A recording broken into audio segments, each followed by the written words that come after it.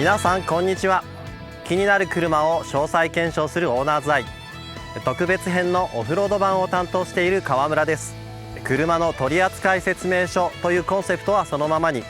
オフロード走行時に基本となる扱い方をご紹介していきたいと思います。今回扱うのはマツダの CX60。 グレードはクロス D ハイブリッドのプレミアムスポーツです。 3.3 リッターのディーゼルエンジンを小型モーターとバッテリーがサポートするマイルドハイブリッドの仕様。もちろん4駆です。実は私 CX60 が発売される前、マツダのラージプラットフォーム戦略を聞いた時からこの車を心待ちにしていました。なぜならクロスカントリー走行をする上で理想的な構造をしていたからです。その構造とは、エンジンを縦置きに配置したフロントエンジンリアドライブを基本とする4輪駆動レイアウトのことです。私がこのオフロード編でお伝えしているのは、アップダウンや段差、凹凸の厳しい地形や砂場、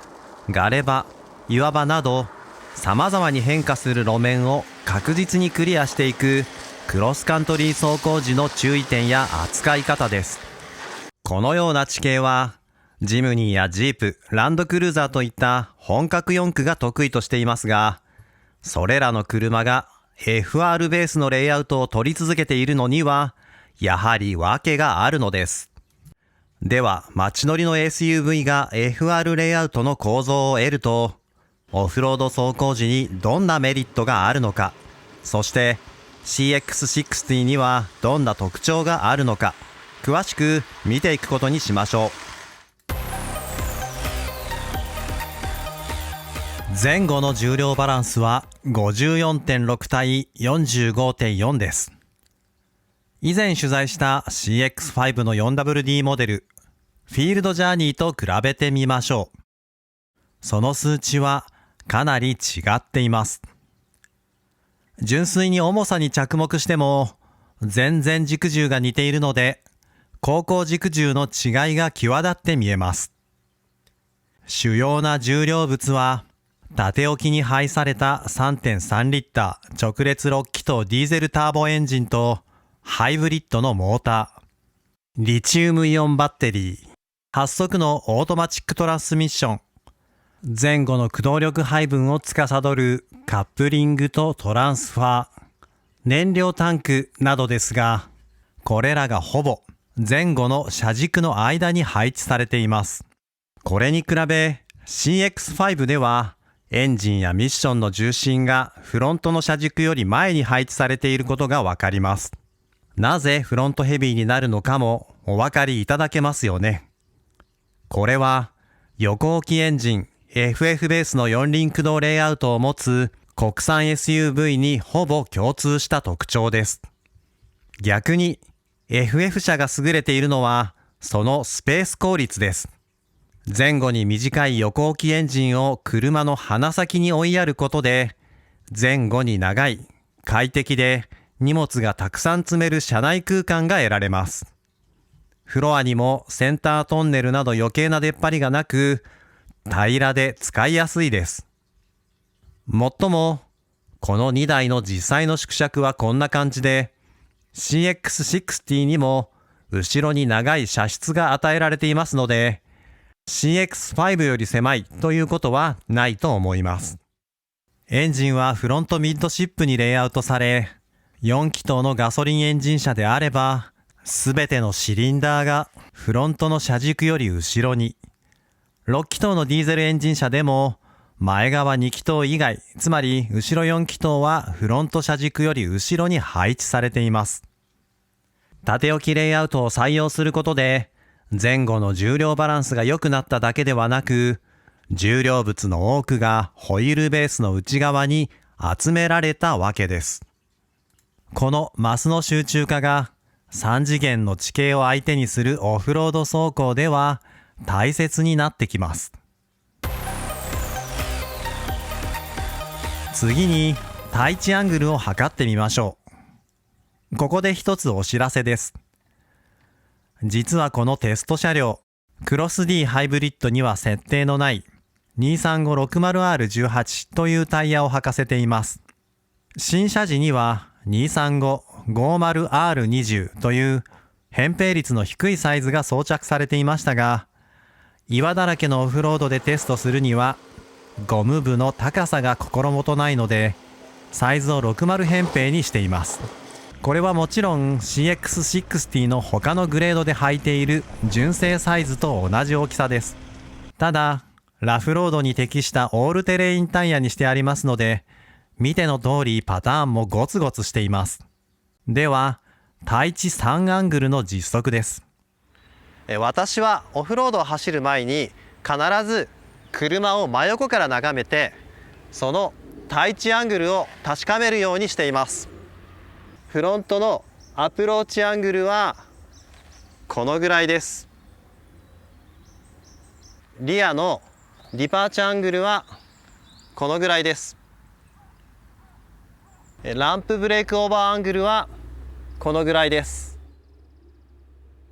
アプローチアングルを一番規制しているのはバンパーのこの辺ですね。だけどタイヤの直前方向、ここだとアプローチアングルはこのぐらいになります。でそこからタイヤを切っていくとアプローチアングルを上げることができるので、大きな段差を越えたい場合、タイヤを切って斜めから進入するっていう方法もありです。 CX5 に比べると全長に対してホイールベースが長く、フロントオーバーハングも短くなっていることがわかります。人によっては CX5 の少し尖った立体的なノーズが好きだったという方もいらっしゃるかと思いますが、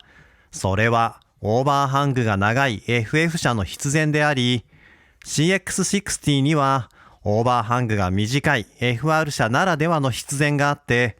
互いに最適な形が機能美として与えられているわけです。この必然性を理解した上でサイドビューを眺めると、たまらなくかっこよく見えてきますよね。そしてもちろんフロントオーバーハングが短くなることでアプローチアングルが大きくなっています。私は常々凹凸地形を走る車なら20度以上のアプローチアングルが欲しいとお伝えしてきましたが、 CX60 はそれをしっかり超えてきました。後ろのディパーチャーアングルが小さくなっていますが、これは CX5 より車格が上のラージ商品群として必要な荷室スペースを確保した結果だと思います。気になるのはランプブレークオーバーアングルの数値です。いつも坂の頂上付近で必要になる角度ですとお伝えしていますが、ここが CX5 より小さな値になっています。もっともこれはホイールベースが長くなれば当然起こる結果なのですが、実はもう一つラージ商品群ならではの理由があります。実はこの CX60 を含むマツダの新しいラージ商品群は、エンジン車、ハイブリッド車、プラグインハイブリッド車という3種類の駆動方式すべてを満たすプラットフォームとして設計されています。ということは、プラグインハイブリッドに必要な容量の大きなバッテリーを床下に格納する必要があるわけです。ではその分をかさ上げしてラダーフレーム車のように腰高な SUV にするのか。人馬一体を標榜する松田さんがそうするわけはないですよね。設計者が出した答えはここです。最低地上高を下げてきたわけです。実際に測っていきましょう。こちらリア側ですね。サスペンションメンバーの下にかなり頑丈な金属製のアンダーカバーがあるんですよ。ずっと平らで綺麗ですよね。これね、オフロードでもいいと思います。で、低いのは一瞬ここのアンダーカバーに思えるんですが、おそらくマフラーの下だと思うので両方測ってみたいと思います。まずアンダーカバーですね。190は明らかに超えている数値です。マフラーも190ぐらいありますね。フロント側ですね、このアンダーガード、樹脂製のアンダーガードのこの辺りが一番低いかなと思います。ここがだいたい170ぐらいですね。実はこの 23560R18 というサイズ、もともと履いていた20インチのタイヤに比べて 4,5 ミリほど外径が小さいのです。それと重たいディーゼルエンジンの影響でカタログ値より悪化しているのかもしれません。でもアンダーカバーの配置が秀逸です。前から後ろまでほとんどカバーされています。そしてカバーの継ぎ目から砂利や土、草などが入らないよう後ろから順々に重ねるような塩梅に工夫されています。また凹凸や岩からバッテリーを守るべくかなりの強度を持たせているとのこと。製品化にあたってはこれまでの車で一番気を使ったとのことでした。実際のところこの地上高とランプブレークオーバーアングルでこの富士ヶ根オフロードを走れるのか試してみたいと思います。それではいつものように車体を持ち上げ 4WD システムの働きを観察していきましょう。でもその前に一つ知っておいていただきたいことがあります。実は CX60 にはトルクコンバーターがありません。トルコンは通常オートマチック車のエンジンとミッションの間にあってオイルを使って駆動力を伝える役割を持っていますが、これを取り払いマニュアル車と同じようなクラッチをモーターの前後に配置しています。もちろんクラッチペダルはありませんよ。8速のオートマチックトランスミッションと同期しながらクラッチを自動的に切ったりつないだりしてくれます。当然発進時はハンクラッチを使っています。トルコンをクラッチに置き換えた狙いをマツダは公式にエンジンやモーターのトルクがダイレクトに伝わる、キレよくリズミカルな変速が実現できる、小スペース化によりドライバーの足元スペースを広く保てるなどの説明をしていますが、これによりトルコン AT の宿命だったエネルギーロスを抑え、またハイブリッド車ではモーターのアシストによってエンジン負荷を減らせたことで 1.9 トンクラスの重量車でありながら WLTC モードでリッター 18.5km という燃費を実現しています。1.7 トンの CX5 フィールドジャーニーの値がリッター 16.6km でしたから、この値はありがたいですよね。さて、エンジンをかけブレーキを離すとタイヤが回り始めます。トルコン付きのオートマ車で起こるクリープ現象と同じ味付けなので、トルコンがないことをドライバーが意識することはないでしょう。もう一度見てみましょう。FR ベースの4駆なので後輪が回るのは当たり前ですが、発進時から前輪も一緒に回っています。 CX60 には 4WD と 2WD を任意に切り替えるスイッチはありません。後輪駆動をベースに状況に応じて前輪にトルクを配分しています。ここで前輪と後輪の回る速さに着目してみます。前後輪のガムテープの位置を揃え、アイドリング程度の回転数で30秒ほど様子を見ると、このくらいの回転差が生じていることがわかります。この違いがなぜ起こるのか、次のパートでは 4WD システムを詳しく見ていきましょう。CX60 の 4WD システムはフロントエンジン、リアドライブの駆動系をベースにしています。エンジンを縦置きに積み、そこから8速のトランスミッション、前後に駆動力を分配するトランスファー、プロペラシャフト、リアデフまでが一直線に配されています。今回はハイブリッドモデルですので、ここにモーターが追加されています。そしてこのトランスファーから前輪を駆動するためのプロペラシャフトが分岐してフロントデフにつながっています。前後のトルク配分をコントロールするカップリングユニットはトランスファーに内蔵されています。その中には多番クラッチがあって、その圧着力を電子制御でコントロールすることで前輪のトルク配分を変えています。こういったカップリング形式だと普段は後輪だけに駆動力を伝えていて、必要な時だけ前輪にトルクを分配するという味付けを想像されると思いますが、 CX60 は違います。前後のデフのギア比を意図的に変えることでカップリング内のクラッチに回転差を生じさせ、それによって常に前輪に駆動力を配分するようにしているのです。タイヤを浮かせた状態で回したとき、タイヤに回転差が認められたのはそのためなのです。CX60 はただまっすぐ走っている時でさえ前輪へトルクを配分しているのです。そしてカップリング内のクラッチの圧着度を電子制御で強くしていくと、さらに多くのトルクを前輪に配分するようになります。マツダがこの方式を採用したのは、せっかくの四輪駆動の恩恵をオンロードでも街中でも普段から与えたかったからだと思います。それともう一つ、普段からわずかでも前輪にトルク配分をしていると、後輪がスリップした時など急に前輪のサポートが必要になった時でも配分されるトルクの立ち上がりが速くなります。ではタイヤが滑ってから反応するのかというと、そうではありません。各種センサーを使って車の状態、路面の状態を把握し、スリップしそうになったらカップリングの締め付けトルクを一気に上げる制御をしています。ではこれらの制御がオフロードモードではどのように変化するのか。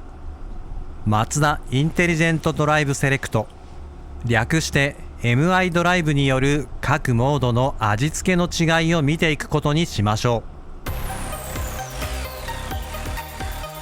CX5 の時、フィールドジャーニーという一部のグレードにしか設定されていなかったオフロードモードが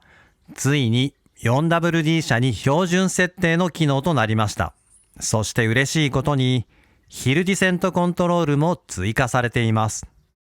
今回の試乗車ではノーマル、スポーツ、オフロード、トーイングという4つのモードが使えるはずですが、トーイングモードは実際にトレーラーをつなぐことでアクティブになる仕様とのことで、テスト時は3つのモードがセレクトできました。ノーマルモードは燃費と走行性能のベストバランスを追求し、日常ユース全般で快適な乗り心地を提供するモードです。常に 10% 以上のトルクを前輪に分配しています。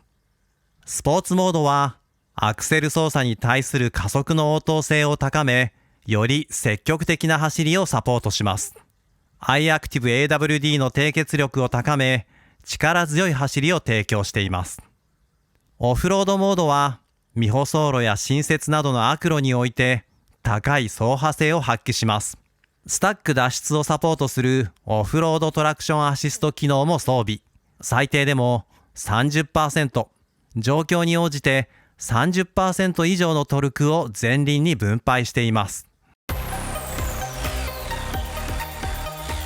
スタックした時に使う牽引フックはここにあります。これが牽引フック。そしてこちらのツールも使います。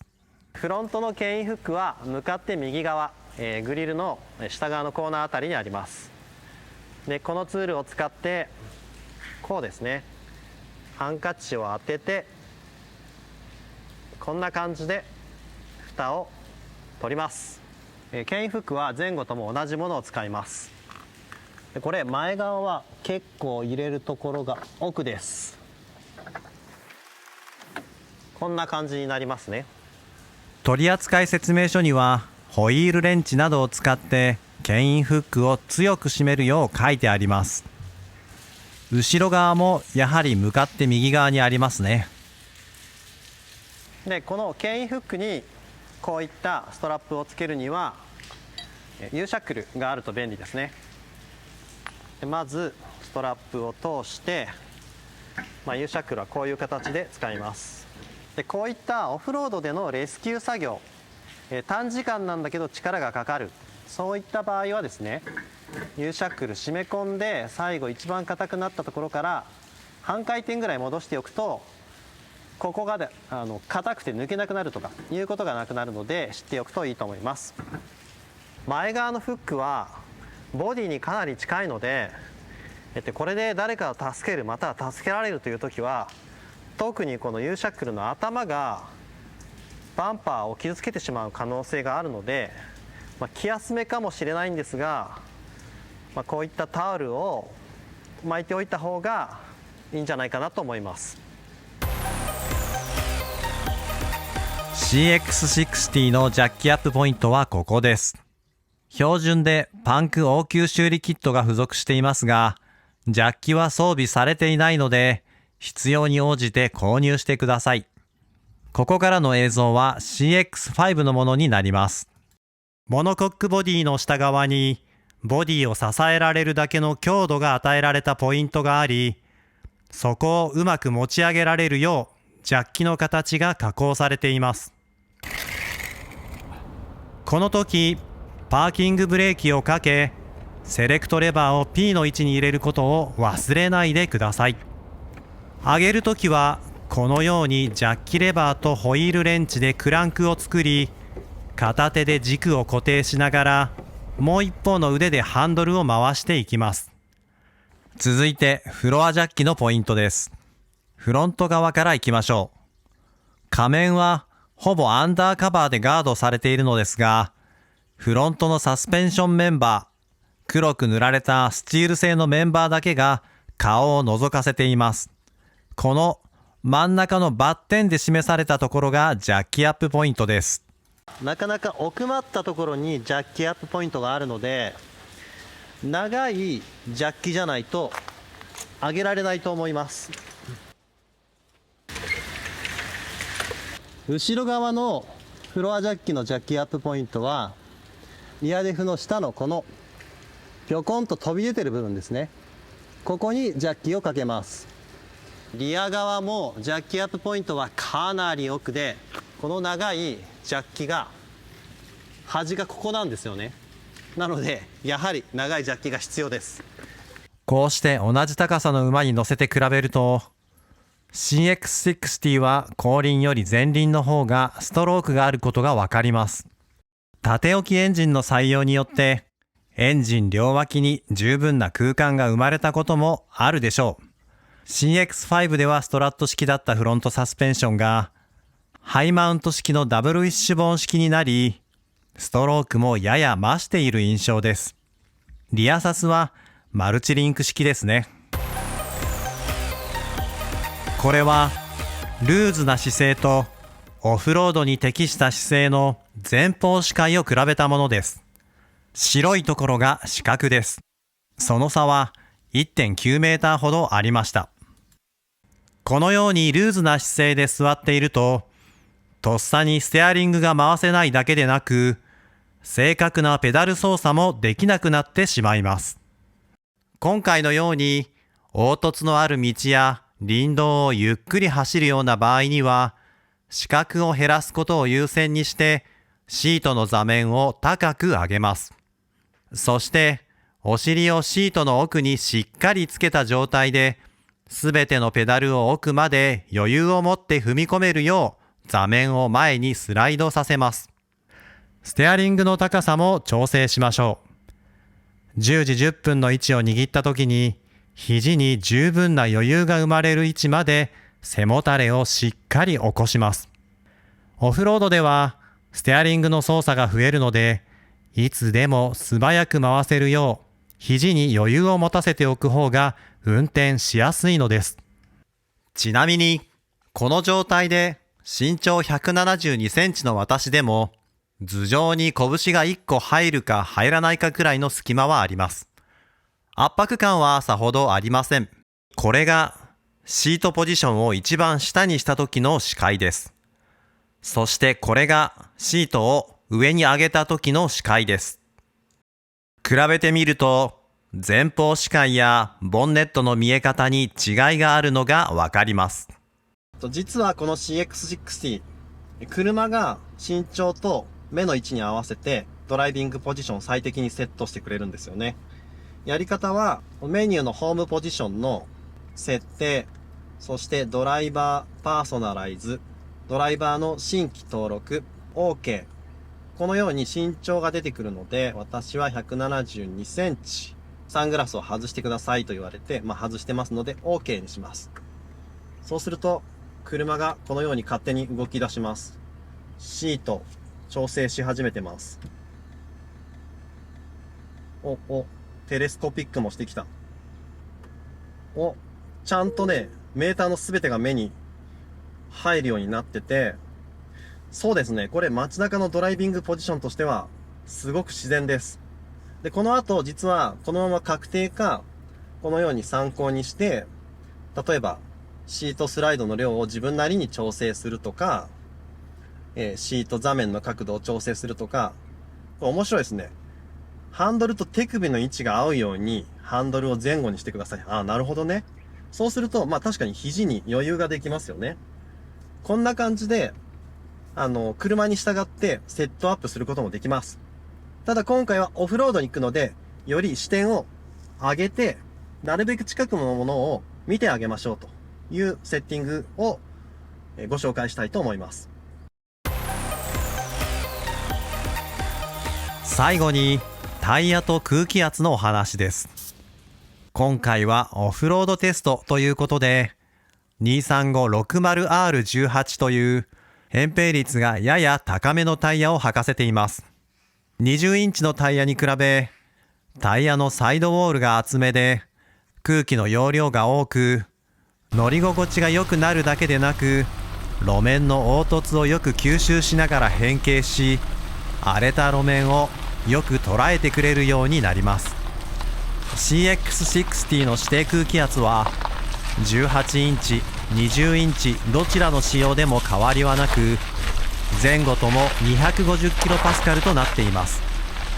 オフローディングでは空気圧を下げ、タイヤの接地面積を増すことでより良いグリップを得るという方法があり、実際にかなり有効です。でも空気圧を下げると最低地上高が低くなり、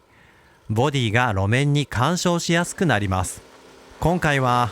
モーグルやロックのテスト項目があり、CX60 は最低地上高がやや低めですので、指定空気圧のままテストを行うことにしました。はい、それではヒルクライムのテストいきたいと思います。路面は黒いので、ウェット、ハーフウェットですね。昨日雨が降ったので。そしてドライブモードは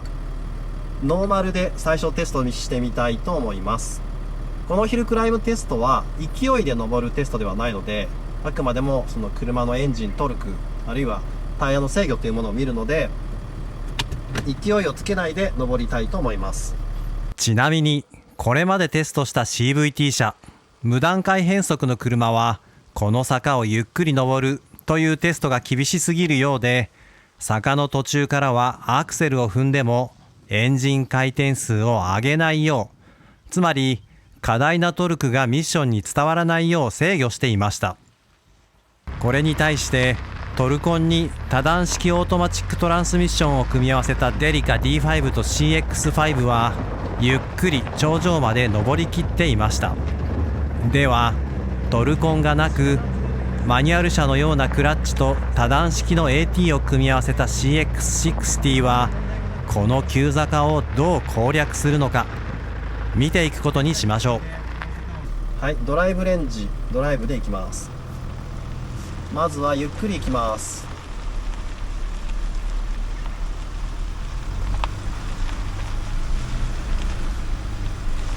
今時速8キロ9キロぐらいですね。登ってみます。ノーマルモードですよ。時速9キロぐらい。登るな。っていうか何の苦労もなく登る。なるほど。これノーマルモードです。はい、では今度オフロードモードに入れてみます。オフロードモードに入れた。はい、では行ってみたいと思います。同じライン行きますよ。オフロードモードどうでしょうか。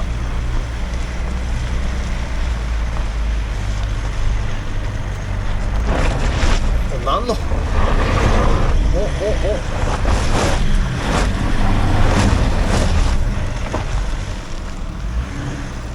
登りましたね。今私、かなりゆっくりの速度で登りました。車にとっては辛かったと思うんですが、ノーマルモードの時と違ってオフロードモード、最初からフロントがしっかり書いている感じがしました。そして同じ場所、ノーマルモードで行けなかったところはあっという間にクリアして、その次それぞれスタックしやすい場所があったと思うんですが、そこもアクセルを踏み足すことによってクリアしましたね。この藤金の坂は上の方ちょっと顎になってるんですよね。なので最後に向かってアクセルを踏みます感じでクリアしました。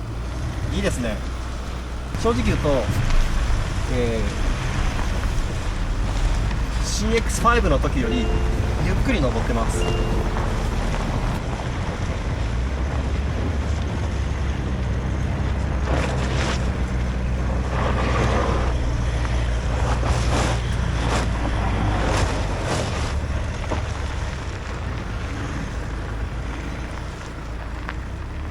次はですね、ちょっとモニターのお話をしますね。このように車外の様子が表示されるんですが、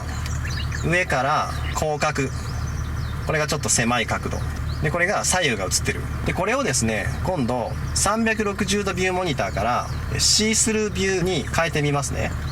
まるで走ってる車のバンパーの下が見えるようなビューになりますね。じゃあこれでヒルクライム登ってみますね。実際登るときは速度がねある程度つくと、このモニターはキャンセルされるらしいんですよね。でこう上まで来た時にモニターにしてあげて、今自分の車が置かれている周りの地面の状態がわかるじゃないですか。これ意外に便利ですね。はい、後ろも同じですよね。でこれヒルダウンの下に向けてもモニターが映ってるので、はい、これから降りる坂もよく見えていると。はい、ここから下ってみたいと思います。ここでヒルディセントコントロールオン入ってますね。で走り出し、この状態からブレーキを離します。離した。走り出しも滑らかですね。今設定車速がこの緑のランプの下に出てるんですけど、5キロ、はい、だいたいそのぐらいの速度で安全に降りてますね。はい、結構な急坂なんですが、左右に振られることなくハンドリングに集中してまっすぐ安全に降りられました。このヒルディセントコントロールはですね、坂が平地になった時にスタンバイモードに移行してくれるので、いつまでもブレーキがかかるっていう風がなくて、そこもなかなか優しい心配りですね。今は上り坂としてはかなり限界、時速10キロ以下、9キロ8キロぐらいで登ってたんですけど、普通皆さんがこのぐらいの坂道を登るとき、ああいう登り方はしないです。あれは途中でスタックしやすいので。じゃあ皆さんが登るときはどうするかっていうと、オフロードモードになってますよね。ある程度やっぱり速度はつけてあげます。こんな感じです。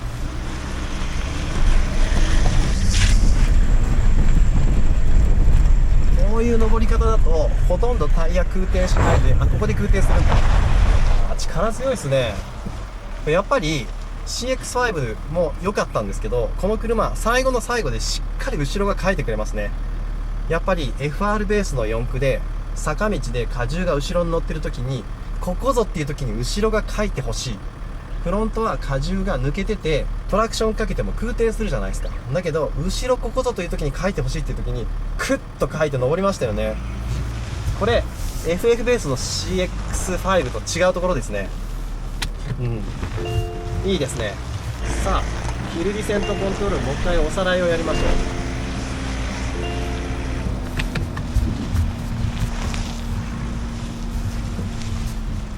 急でない坂であればそのまま走っていて、ヒルディセント効いたなっていう感覚でもいいと思うんですけど、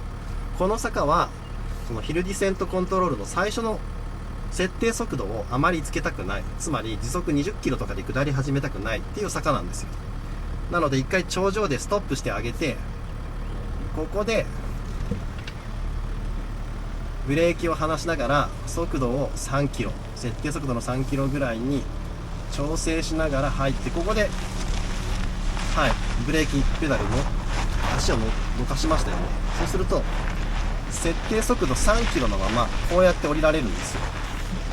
これがこの坂を一番ゆっくり降りたい時の方法です。でここからもっとスピードつけたいなって時はアクセルペダルを踏み回してあげると、このように7キロ6キロスピードがつけられるじゃないですか。このブレーキペダルを踏めばヒルディセントコントロールが遅くなる、アクセルペダルを踏めば坂道を速く降りられるっていうペダル操作でヒルディセントの速度を決められるのがすごく直感的でいいと思います。次は坂にへばりついた状態でストップして、そこから再発進できるかやってみたいと思います。いいですか？結構な坂にへばりつきました。ここでブレーキペダルからアクセルペダルに踏み替える際に 2,3 秒ブレーキペダルを踏んでいなくてもこの位置で車をキープしてくれます。ヒルローンチアシストという機能なんですけど、やってみますね。1、2、これでいけるんですよ。ちょっとね、2秒以上ちょっと離してみましょうか。いきますよ。せーの。パッ !1、2、3。なるほど。3秒ぐらいで後ろ下がりますよね。まあでも、足を踏み替えるには十分な時間があると思います。では、ここから再発進できるかやってみたいと思います。オフロードモードです。いきますよ。せーの。離した。力強い。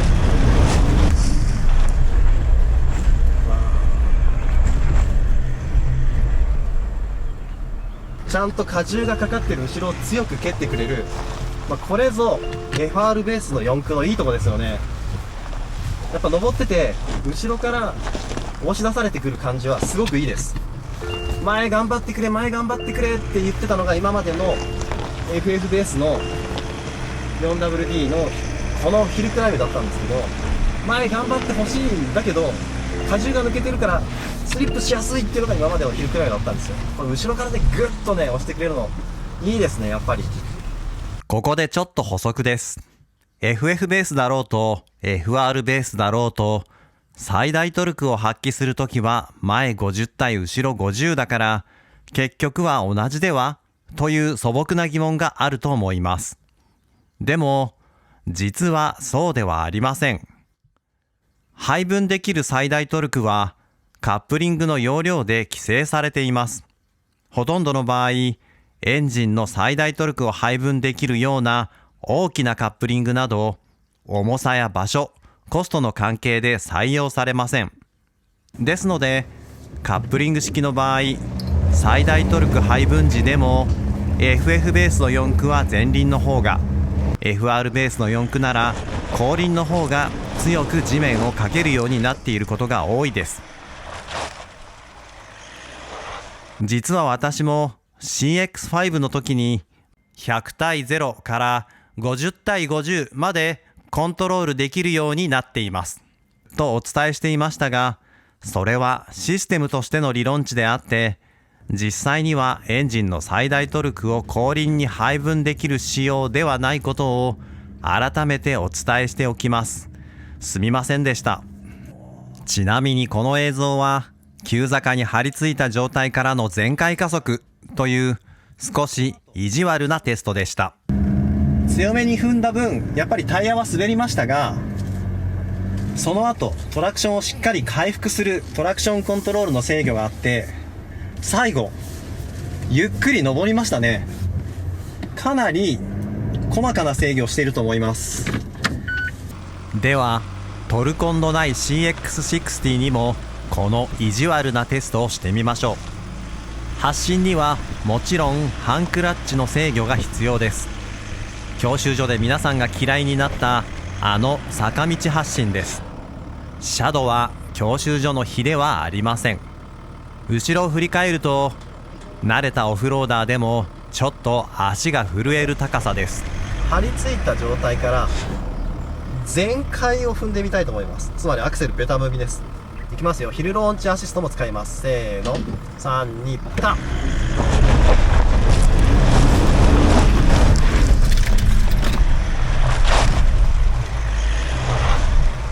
はい、すんごく背中から押し出されるようなヒルクライムなのに力強い加速をしました。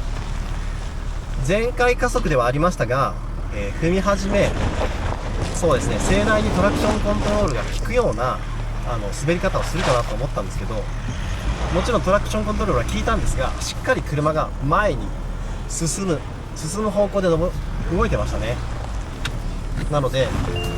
CX60 のトラクション制御、かなり細かくやっていると思います。全開であれだけ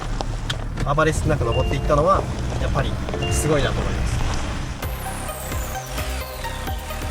す。次は坂の頂上付近でスタックした場合のリカバリー方法を順を追ってやってみたいと思います。この辺りで止まっちゃったよとします。で、振り返るとかなり怖い坂の斜面が後ろに続いてます。これハンドル操作間違うと車を横転したりしますって脅かしたんですけど、安心安全に降りられます。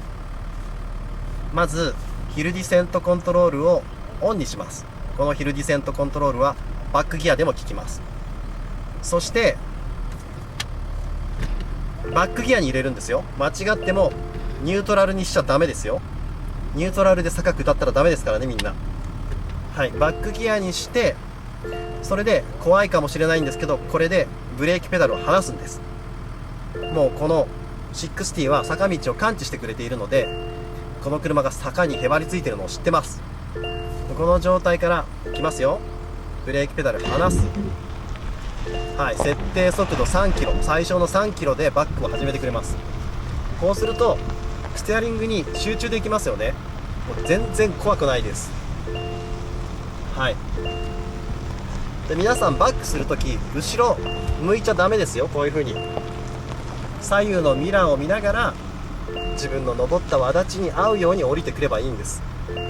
人間後ろを振り返ると右と左逆になるので、たまにハンドル操作逆にしちゃう人がいるので、バックもミラーで下ってくださいね。その方がハンドル操作はいつもと変わらないですから。いやー、すんごく安心に安全にバックでリカバリーできますね。これならあの坂の一番高いところでスタックしても怖くないです。CX60 のヒルディセントコントロール、自分の中でものすごく信頼感のある機構だということが分かりました。この車、坂道で怖くない自信があります。次はキャンバー地形を走ってみたいと思います。キャンバー地形は車が横に傾くような地形です。ここで見るのは、その斜めになった時も車の挙動が安定してるかっていうことですね。行ってみたいと思います。上の方は結構な斜度になるんですよ。これ一番上の方まで攻めちゃいますけど、このね CX60、 車のボディの真ん中の方に重たいものがみんなあるんですよね。でそれは車を横から見た時もそうだし、前から見た時も、もう縦置きエンジンからミッション、トランスファー、カップリングも含めてドライブシャフトまで一直線にここに真ん中に重たいものが集まってるんですよ。でそのせいだと思うんですけど、キャンバーを走っていて地形によって車が揺らされて、この左右の動きがすごく少ないです。もちろんピッチング方向の挙動も少なく、こんなに高いところをゆっくり走ってるのに挙動が穏やかで怖くないです。今までキャンバー走行してこんなに恐怖感のない車あったかな。はい、次はモーグル地形を走ってみたいと思います。モーグルはスキーのモーグルのように小山がこう左右に連続してくるような、そんな地形ですね。ドライブに入れてオフロードモード、ヒルディセントコントロールはいらないと思うので切っておきます。では行きます。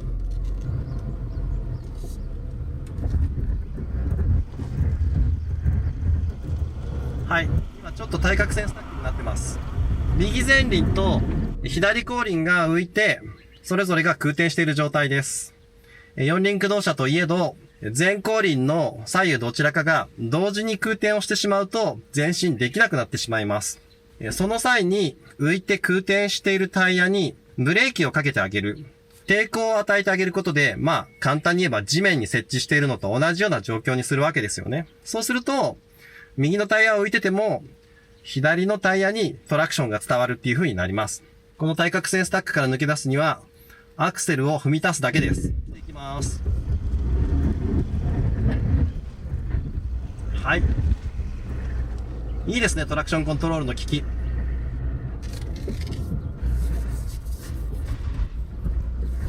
はい。今度は逆に、左前輪と右後輪が浮いて、浮き気味になって空転している状態です。これもゆっくり走らせているので前に進めてないんですけど、普通に皆さんがパーシャルのアクセルで行けば多分問題なくはいけてます。僕はモーグルのテストのためにゆっくり走ってます。で、ここから前進するのもやはりアクセル踏み出すだけです。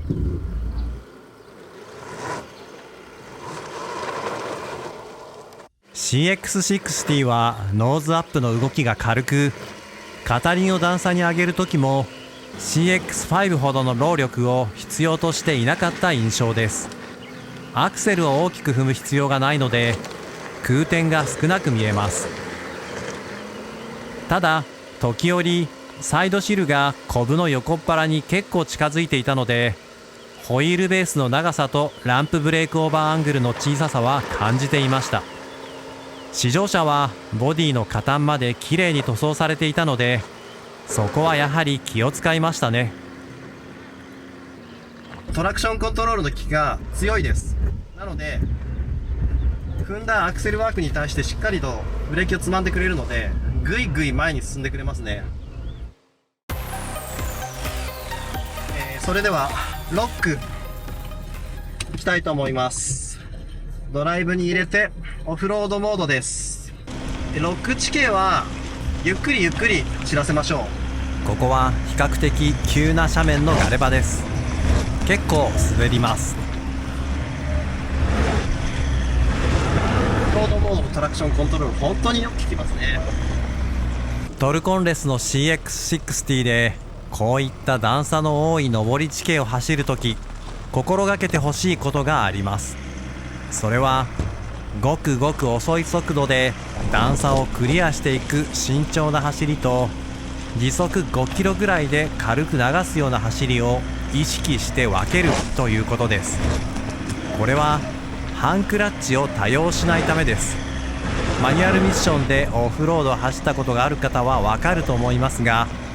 オフローディングではクラッチが熱を持たないよう早め早めにつないでしまうことが大切です。 CX60 の場合、正直言うとどの状態がハンクラッチかわからないのですが、メリハリをつけることでハンクラッチの割合を減らしてあげられます。おそらくこの速度域ならハンクラッチは使わず一速で走っていると思います。今時速4キロ5キロぐらいで走ってますよ。ここからさらにガレてきます。大きな岩も出てきます。ラインを選びます。中央の大きな石をまたがないようにします。もちろん段差の激しいところに来たらゆっくり慎重に走りましょう。タイヤ1本分のラインの差で結果が大きく変わってくることもあるので、事前に走行ラインを下見しておくことも大切です。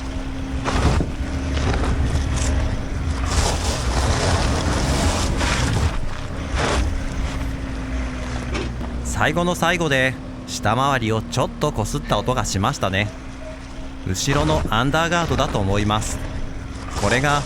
今回のテストで唯一経験した路面との接触です。正直もう少し擦るかなと思っていました。最後に涼しい映像をお届けしましょう。上り勾配20度の積雪路をしっかり捉えていますね。これもバランスのいい前後の重量配分とトルク配分の賜物だと思います。そしてダートでは FR らしい楽しさが味わえます。これはステアリングを切りながらの全開操作ですが、リアをいい感じにスライドさせながら旋回を続けます。終始安定しているので切りっぱなしでもスピンすることはありません。ステアリングの効きもよく、ラインの修正は容易で、誰でもこの姿勢で回り続けられると思います。驚いたのはこれがトラクションコントロールオフではないということです。これまで試乗した FF ベース車の場合、フロントがスライドし始めると当たり前ですがすぐエンジンを制御していましたが、 CX60 の場合これくらいではエンジン制御は介入せず、操っていて楽しい、心躍る味付けでした。いかがでしたでしょうか。 CX5 でたくさんのユーザーの心を射止めたマツダが、より上級志向のユーザーを満足させるべく、何もかも一から開発したラージプラットフォームとその先陣を切って登場した CX60。 エンジンをフロントミッドシップにマウントした FR ベースの 4WD という日本のシティ派 SUV では絶滅危惧種ともいえる構造の採用に心震え、オフロード試乗できる日を心待ちにしていた車でしたが、やはり FR ベースの素性の良さを再確認したテストとなりました。楽しくやみつきになる人馬一体の感覚はオンロードだけでなくオフロードでも存分に味わうことができます。もし私がこの素晴らしく美しい SUV を手に入れることができたなら、毎日のようにガレージで眺め、ワンサイズ大きなタイヤを履かせてオフへキャンプへ忙しく連れ出すことだろうと思います。 CX60 とそれを支えるラージプラットフォームの挑戦はまだ始まったばかりですが、車を操る楽しさをストレートに表現したこの車の在り方が国産 SUV に与える影響は決して小さくないと思います。それではまたお会いしましょう。